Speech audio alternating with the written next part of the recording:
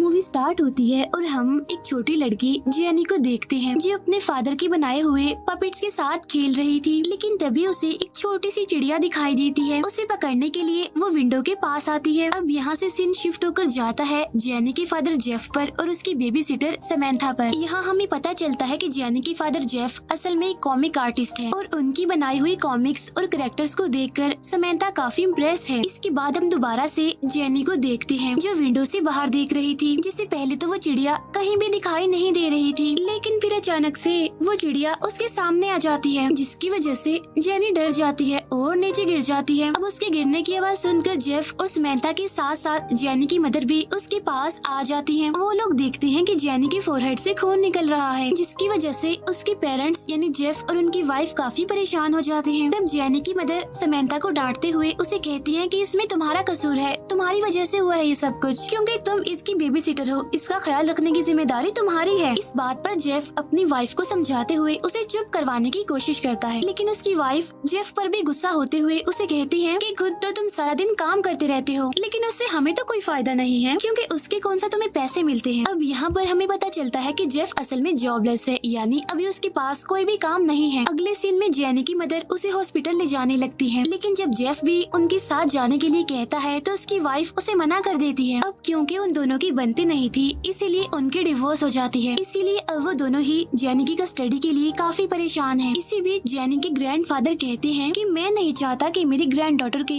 ऐसे ही बार बार चोटें लगती रहे लापरवाही की वजह से। अब वो जेफ को कहते हैं कि अब क्योंकि तुम्हारे पास तो जॉब नहीं है इसीलिए तुम अपना ख्याल तो रख नहीं सकते, अपनी बेटी का कैसे रखोगे। तब ये सुनकर जेफ दुखी होते हुए अपनी वाइफ से पूछता है कि आखिर तुम मेरे साथ ऐसा क्यों कर रही हो। ये सुनकर वो कहती है कि मैं जानती हूँ कि तुम अपनी बेटी यानी जेनी से प्यार करते हो, लेकिन अभी तुम उसका ख्याल रखने के काबिल नहीं हो, तुम उसका ख्याल रख ही नहीं सकते। इसके बाद जेफ की वाइफ उसे कुछ पैसे देते हुए कहती है कि ये कुछ पैसे तुम रख लो, इससे तुम अपनी लाइफ का एक न्यू स्टार्ट ले लेना और जेनी को मेरे पास ही छोड़ दो। लेकिन जेफ उसकी इस ऑफर को लेने के लिए इनकार कर देता है। इसके बाद जेफ जब अपने घर जाता है तो अपनी बेटी की पुरानी वीडियोस देखकर उसे काफी मिस करने लगता है। नेक्स्ट डे वो अपनी बेटी जेनी के साथ एक रेस्टोरेंट में जाकर वहाँ अपनी वाइफ के आने का वेट करने लगता है। इसी दौरान जेफ के पास उसकी वाइफ की कॉल आती है और वो उससे कहती है कि देखो जेफ, तुम बेवकूफी कर रहे हो, तुम्हें कॉन्ट्रैक्ट पर साइन कर देना चाहिए जिससे कि सब कुछ ठीक हो जाए, हम सभी खुश रहें। लेकिन जेफ उसकी इस बात का कोई भी जवाब नहीं देता। तभी जेफ के पास उसके कॉलेज का फ्रेंड आता है जिसने 1 साल पहले ही अपनी कॉमिक बुक्स की कंपनी खोली होती है। तब ये सुनकर जेफ को काफी खुशी होती है, लेकिन जब वो जेफ से पूछता है उसकी लाइफ के बारे में तो जेफ उसे सब कुछ बता देता है कि उसकी लाइफ में कितनी प्रॉब्लम्स चल रही हैं और तो और वो जॉबलेस है, अभी बेरोजगार है। तब ये सारी बातें सुनकर जेफ का फ्रेंड काफी हैरान होता है क्योंकि जेफ उन सब में सबसे बेस्ट आर्टिस्ट हुआ करता था। और तभी जेफ के पास फिर से उसकी वाइफ की कॉल आती है जिससे जेफ को पता चलता है कि वो तो गलत रेस्टोरेंट में आ गया है क्योंकि उसकी वाइफ ने उसे जहाँ पर बुलाया था वो कोई दूसरा रेस्टोरेंट था। तभी जेफ अपनी वाइफ को अपने उस कॉलेज फ्रेंड के बारे में भी बताता है कि आज मैं उससे मिला हूँ और मैं उसके साथ मिलकर काम करने वाला हूँ। लेकिन जब ये बात जेफ का फ्रेंड सुनता है तो वो उसे सिर्फ और सिर्फ कॉमिक बुक्स की इंकिंग यानी पेंटिंग का काम देने के लिए कहता है। तब ये सुनकर जेफ काफी हैरान भी होता है और डिसअपॉइंटेड भी क्योंकि वो तो एक अच्छा कॉमिक आर्टिस्ट था। ये सारी बातें जेफ की वाइफ भी सुन पा रही होती है, इसीलिए वो जेफ से कहती है कि मैंने सारी बातें सुन ली हैं, जॉब को हासिल करना इतना आसान नहीं होता। लेकिन अब क्योंकि जेफ की वाइफ का पूरा ध्यान तो कॉल करने पर होता है जिसकी वजह से उसका काफी बुरा एक्सीडेंट हो जाता है और उसकी मौके पर ही बहुत बुरी तरह मौत हो जाती है। उसके मरने पर जेफ और जेनी बहुत ज्यादा दुखी हो जाते हैं। फिर जब जेफ फ्यूनरल में अपनी वाइफ के बारे में लोगों को बता रहा होता है तो तभी वहाँ पर रखी हुई एक कैंडल गिर जाती है और दूसरी कैंडल की आग की वजह से जेफ की बनाई हुई एक पेंटिंग में आग लग जाती है, जिसकी वजह से पिक्चर में बना हुआ जेफ का चेहरा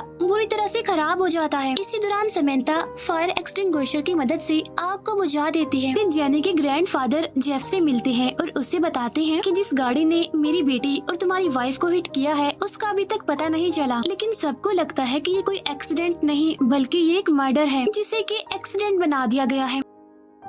नेक्स्ट सीन में जेफ एक रूम के सामने जाकर पहुंचता है, लेकिन तभी अचानक से उसका दरवाजा खुल जाता है और उसके अंदर से एक खतरनाक किस्म का पपेट निकलता है, जो कि बिल्कुल वैसा ही पपेट दिख रहा था जिसे जेफ ने अपने हाथों से बनाया था। वो पपेट डरावना दिखने के साथ साथ अलग अलग तरह के मूव्स भी कर रहा था। फिर वो बिल्कुल उल्टा होकर जेफ का पीछा करने लगता है और अब वो जेफ की तरफ बढ़ने लगता है, जिसकी वजह से जेफ काफी डर जाता है। लेकिन जैसे वो पपेट जेफ पर अटैक करने वाला होता है तो जेफ की आँख खुल जाती है। इसका मतलब ये था कि ये जेफ का नाइटमेयर था। लेकिन तभी उसे अपने सामने एक दूसरी पपेट दिखाई देती है। फिर अचानक से वो नींद से जाग जाता है और ये भी उसका नाइटमेयर ही था। नेक्स्ट डे वो बेबी सिटर समंथा उसके घर आती है, जहाँ पर जेफ उसे अपनी बेटी जेनी का ख्याल रखने के लिए कहता है और खुद वो जॉब करने के लिए अपने फ्रेंड की कंपनी में चला जाता है। इसी दौरान वो बेचारा वहाँ पर इंकिंग का काम करने के लिए भी तैयार हो जाता है। तब ये बात उसके फ्रेंड को काफी हैरान कर देती है, लेकिन फिर भी वो बगैर कुछ कहे उसे जॉब पर रख लेता है। इसके बाद जेफ घर वापस आता है और समंथा को अपनी इंकिंग की जॉब के बारे में बताता है, जिस पर वो कहती है कि मुझे तो ये जॉब अच्छी नहीं लगी,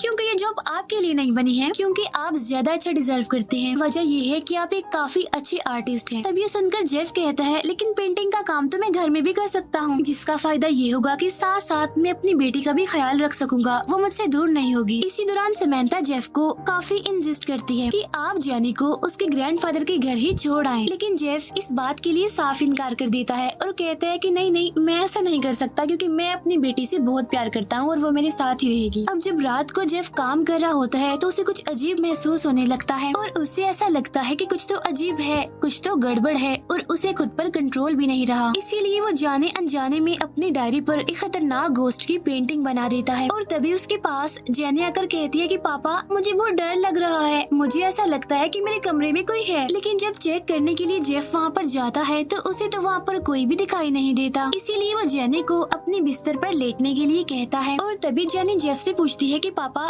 क्या आप मुझे ग्रैंडफादर के पास भेज देंगे? जिस पर जेफ साफ इनकार करते हुए कहता है कि नहीं, बिल्कुल भी नहीं। इसी दौरान जेफ जेनी की बातें सुनकर काफी हैरान हो रहा था, क्योंकि जेनी खुद को बेबी कह रही थी और उसका बात करने का अंदाज भी काफी अलग ही था और वो अलग ही तरह से बिहेव कर रही थी। जब अगले दिन जेफ ऑफिस पहुंचता है तो वो गलती से अपने कोलीग को उस घोस्ट की पेंटिंग भी दे देता है, जिसे कल रात उसने बनाया था। तब ये देखकर उसका कोलीग और उसका बॉस, जो कि उसका फ्रेंड था, दोनों ही काफी खुश होते हैं और उसके घोस्ट के कैरेक्टर को देखते हुए उसका फ्रेंड फिर से उसे कॉमिक आर्टिस्ट बना देता है। इसके बाद सीन चेंज होता है और हम जेनी को उसके रूम में देखते हैं और उसे भी अपने रूम में वही पपेट दिखता है जो कि जेफ को अपने रूम में दिखा था। और जैसे जैसे पपेट उसकी तरफ बढ़ती है तो जेनी डर जाती है और अपने फादर जेफ को आवाज लगाती है। तब जेफ उसके पास पहुंचता है और उसे वहां से लेकर अपने रूम में आ जाता है। फिर नेक्स्ट मॉर्निंग जेफ और जेनी रात हुए इंसिडेंट के बारे में बात करते हैं, जिस पर जेनी उसे बताती है कि मुझे रात अपने कमरे में एक मॉन्स्टर दिखाई दिया था जो कि बहुत ही डरावना था। तब इस बात पर जेफ उसे समझाते हुए कहता है कि तुम्हारे पपेट फ्रेंड भी तो डरावने दिखते हैं, लेकिन तुम उनसे नहीं डरती क्योंकि वो तुम्हारे दोस्त जो हैं। तब ये सुनकर जेनी को लगता है कि शायद वो अपने रूम में दिखने वाले मॉन्स्टर को भी अपना फ्रेंड बना सकती है। फिर जेफ देखता है कि जेनी ने भी उसी घोस्ट की पिक्चर बनाई हुई है जो कि उन्हें दिखता है। तब ये देखकर वो काफी हैरान भी होता है और डर भी जाता है। इसी दौरान जेनी फिर से खुद को बेबी बुलाती है, इसीलिए जेफ अब ऑफिस पहुंचकर इस बारे में सर्च कर रहा होता है। लेकिन तभी वहाँ पर जेफ का कोलीग पहुंच जाता है और जेफ उसे इस सब के बारे में बताता है और उससे पूछता है, क्या तुम भूतों पर यकीन रखते हो? जिस पर उसका कोलीग कहता है कि हाँ, मुझे लगता है कि घोस्ट सच में एग्जिस्ट करते हैं।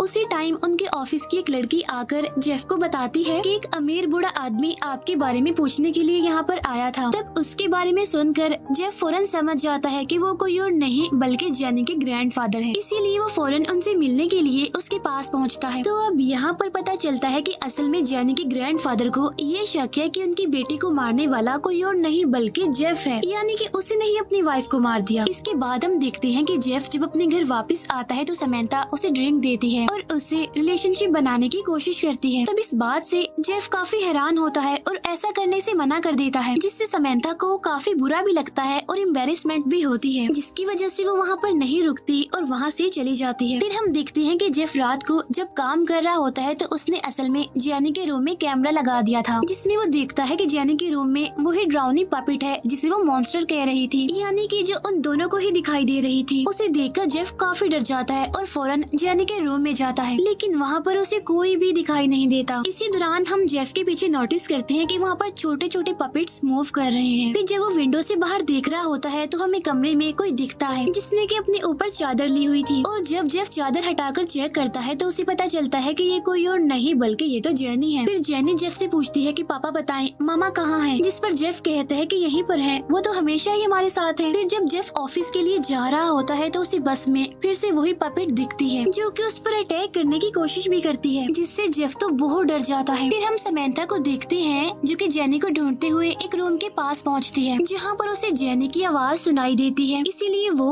अंदर जाने की कोशिश करती है, लेकिन खुद ब खुद दरवाजा बंद हो जाता है। इस बात से वो काफी घबरा जाती है, लेकिन दरवाजा फिर से खुल जाता है और जेनी रूम से बाहर आ जाती है। ठीक उसी टाइम समंथा को भी वहाँ पर वही पपेट दिखती है, जिसकी वजह से अब वो भी बहुत डर जाती है। और जब जेफ वापिस आता है तो वो उसे भी सब कुछ बताती है, लेकिन वो ये भी कहती है कि शायद मुझे लगता है कि ये मेरा वहम होगा, तो इसीलिए वो उन बातों को इग्नोर कर देती है। लेकिन जेफ तो इस बात से काफी परेशान हो जाता है, इसीलिए वो उस रूम का दरवाजा अच्छे से लॉक कर देता है ताकि उसकी बेटी जेनी उसे दोबारा ओपन न कर सके। फिर जब जेफ जेनी के पास पहुंचता है तो वो उससे पूछती है कि क्या आप मुझे मॉम को देने वाले थे और उसके बदले में उनसे पैसे लेने वाले थे। तब ये बात सुनकर जेफ काफी घबरा जाता है, क्योंकि उसकी और उसकी वाइफ के अलावा किसी को भी ये बात नहीं पता थी। नेक्स्ट डे समंथा जब आती है तो वो जेनी को ब्रेकफास्ट देती है, जिसको खाते ही जेनी की तबीयत खराब होने लगती है, उसकी सांसें बंद होने लगती है और वो बुरी तरह से तड़पने लगती है। तब ये देखकर जेफ काफी डर जाता है और उसे इंजेक्शन लगा देता है, जिससे वो ठीक हो जाती है। लेकिन उसी टाइम झूमर का एक स्क्रू ढीला हो जाता है, जिससे वो खुलकर समंथा के सर पर लग जाता है और वो गिरकर बेहोश हो जाती है। अब यहाँ पर हम देखते हैं कि ऐसा करने वाली कोई और नहीं बल्कि वो पपेट ही होती है। अब क्योंकि समंथा ने काफी पहले ही पुलिस को कॉल कर दी थी, इसीलिए पुलिस वहाँ पर आती है। तब जेनी को देखकर पुलिस को ऐसा लगता है कि शायद उस पर जुल्म किया जा रहा है, उसे टॉर्चर किया जा रहा है, इसीलिए वो जेनी से बात करने की कोशिश करते हैं, जिससे उन्हें कंफर्म हो जाता है कि ऐसा कुछ नहीं है जैसा वो सोच रहे हैं। अब इसके बाद हम देखते हैं कि जो पपेट जेनी और जेफ को नजर आ रही थी वो कोई और नहीं बल्कि असल में जेनी की मदर ही है। फिर वो पपेट यानी जेनी की मदर समंथा के रूम में जाती है और उसे मारने की कोशिश करती है, जिससे समंथा की आंख खुल जाती है और वो काफी डर जाती है। फिर वो डरते हुए जेफ के पास पहुंचती है और उसे बताती है कि इस घर में कुछ तो ऐसा है जो काफी डरावना है, साथ साथ वो काफी खतरनाक भी है, और मुझे लगता है कि वो कोई और नहीं बल्कि आपकी वाइफ है, जेनी की मदर है, जो कि हम सबको परेशान करने की, मुझे मारने की कोशिश कर रही है। तब ये सुनकर जेफ उसे कहता है कि अभी तुम्हारी तबीयत ठीक नहीं है, तो इसीलिए तुम घर चली जाओ ताकि तुम थोड़ा सा रेस्ट कर लो। फिर जेफ अपनी बेटी को भी उसके ग्रैंडफादर के साथ भेज देता है। फिर रात को जेफ मैजिक करके अपनी वाइफ से बात करने की कोशिश करता है। तब उसकी वाइफ उसे दिखाती है कि कैसे उस दिन उसका एक्सीडेंट हुआ था। फिर फौरन ही उसकी वाइफ पपेट के रूप में उसके सामने आ जाती है।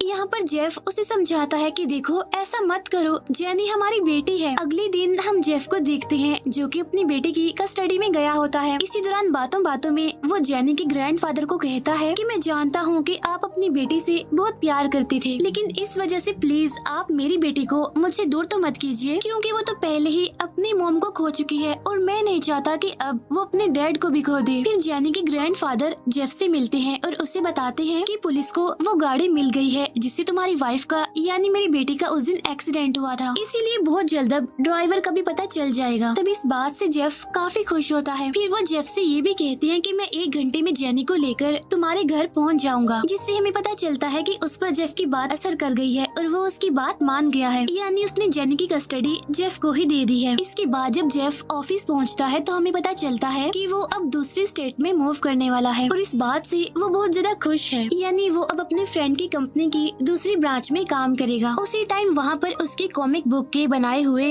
घोस्ट कैरेक्टर का पोस्टर लाया जाता है। तब उसे देखकर उसका फ्रेंड जेफ को बताता है कि मैंने कॉमिक की एंडिंग थोड़ी चेंज कर दी है, जिसमें ये घोस्ट मरने की बजाय और भी खतरनाक और पावरफुल होकर वापस लौटेगी। तब इस बात की वजह से जेफ काफी डर जाता है और अपनी बेटी जेनी को बचाने के लिए घर के लिए निकल जाता है। फिर वो जेनी के ग्रैंडफादर को कॉल करता है और उनसे कहता है कि आप जल्दी से जेनी को घर से बाहर निकाल लें, क्योंकि वो घर उसके लिए सेफ नहीं है। इसी दौरान जेनी जेनी के ग्रैंडफादर जेफ को किसी मेल के बारे में बताने की कोशिश कर रहे होते हैं, लेकिन तभी कोई उसे धक्का देकर सीढ़ियों से नीचे फेंक देता है। इसके बाद जेफ जब घर पहुंचता है तो वो देखता है कि जेनी के ग्रैंडफादर तो बहुत ज्यादा इंजर्ड हैं, इसीलिए वो समंथा को आवाज लगाने लगता है। लेकिन जेनी के ग्रैंडफादर जिन्हें हल्की हल्की होश थी वो जेफ को ऐसा करने से मना करते हैं और उन्हें मोबाइल में आई हुई वो मेल दिखाते हैं और वो मेल थी असल में किलर की पिक्चर। तब किलर को देखकर जेफ बहुत ज्यादा हैरान हो जाता है। इतनी ही देर में समंथा भी वहाँ पर आ जाती है और जेफ उसे वो किलर की पिक्चर दिखाता है और हमें यहाँ पर पता चलता है कि वो किलर कोई और नहीं बल्कि समंथा है, जिसने जेफ की वाइफ का मर्डर किया था। लेकिन समंथा को इस बात का जरा भी अफसोस, जरा भी पछतावा नहीं होता। वो चिल्लाकर कहती है कि जेफ, मैं तो बस तुम्हारी मदद कर रही थी क्योंकि तुम्हारी वाइफ तुमसे सब कुछ छीन लेने वाली थी। यहाँ पर हमें पता चलता है कि समंथा ने तो जेनी को भी खाने में जहर मिलाकर दिया था, यानी जब उसकी तबीयत खराब हुई थी, लेकिन उसकी मदर ने उसे बचा लिया। इसके बाद समंथा कांच का टुकड़ा लेकर जेफ की तरफ उस पर अटैक करने के लिए बढ़ती है, लेकिन तभी वहाँ पर वो पपेट पहुँच जाती है जो कि उस कांच को समंथा के गले में ही घुसा देती है, जिससे समंथा की